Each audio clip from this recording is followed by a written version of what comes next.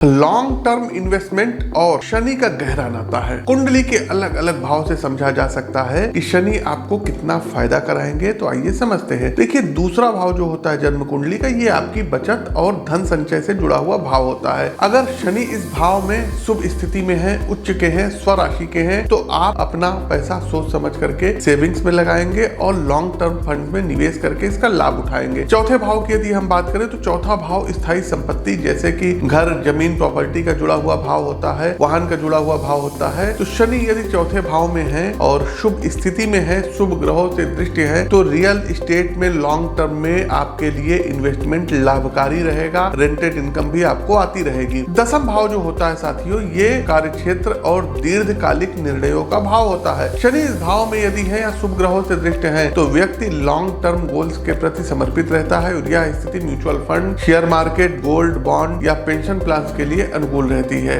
और अंत में एकादश भाव, जी हाँ, आपके लाभ और नेटवर्क से जुड़े इन्वेस्टमेंट का कारक है एकादश भाव। यहाँ शनि की स्थिति लॉन्ग टर्म में शानदार रिटर्न दिला सकती है। यहाँ आपको धैर्य रखना जरूरी लेकिन रहेगा।